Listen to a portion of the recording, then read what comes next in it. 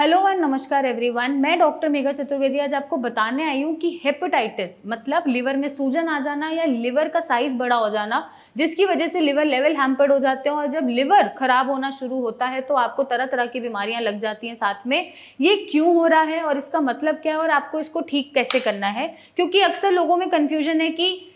जो लिवर पे डैमेजेस हैं वो बहुत कारणों की वजह से हो सकता है, या लिवर में जो सूजन आ रही है वो एक तरीके का वायरल इन्फेक्शन भी हो सकता है। तो इसमें जो वायरस होते हैं वो होते हैं हेपेटाइटिस बी एंड सी। तो इनमें से हम बताने आए हैं आज जो वायरल इन्फेक्शन है या हेपेटाइटिस बी एंड सी है वो आपको किससे फैल सकता है या कैसे हो सकता है और आपको बचाव कैसे करना है, और अगर आपको ये हो रहा है तो उस पे जो उसके कारण जो लिवर पे डैमेजेस आ रहे हैं उसको कैसे रोकना है।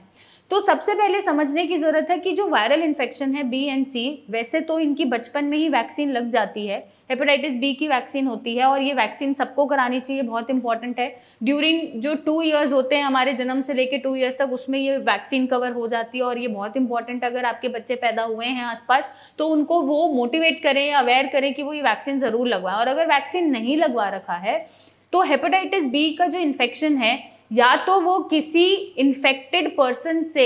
सेक्सुअल कांटेक्ट बनाने की वजह से होता है, या फिर कोई इन्फेक्टेड पर्सन का ब्लड अगर चढ़ा है आपको या कोई निडल उस पे यूज करी गई है और वो आपके शरीर में डाल दी गई है तो इन्फेक्शन बढ़ रहा है और इन रूट से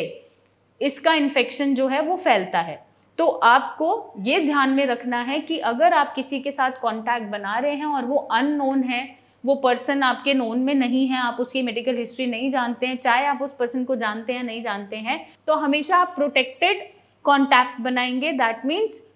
इंटरकोर्स के टाइम आप कॉन्डम का यूज करेंगे। और जब भी आप ब्लड डोनेट करने जा रहे हैं तो मेक श्योर करें कि आप जो निडल्स हैं वो पूरी स्टेराइल हो, न्यू हो और किसी भी वो इन्फेक्टेड पर्सन में यूज नहीं करी गई हो। और पूरी आप हिस्ट्री जरूर लीजिए जब भी आपको ब्लड जैसी चीजें चढ़ रही हैं या ऐसी कोई चीजें चढ़ रही हैं जिसमें निडल का ट्रांसफ्यूजन है या फ्लूइड का ट्रांसफ्यूजन है, वो आप जांच पड़ताल करके ही उसको अग्री करें और तभी वो प्रोसेस फॉलो करें ताकि आप ऐसे इन्फेक्शन से बचे रहें।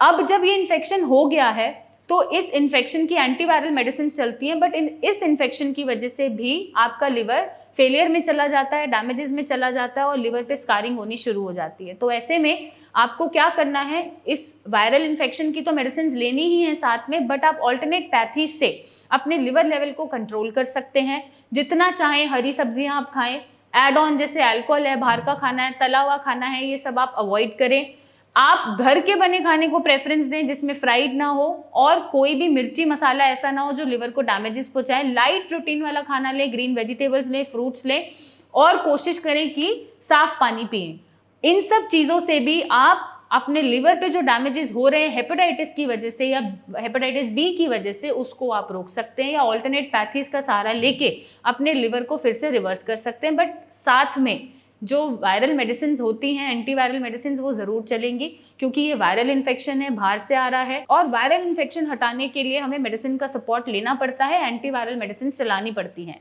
और अगर आप अपने लिवर को ठीक नहीं कर पा रहे हैं तो आप नीचे दिए गए नंबर पे मेरी टीम से बात कर सकते हैं, हमसे मिलने आ सकते हैं और इसका एक सही इलाज पा सकते हैं। Thank you and take care.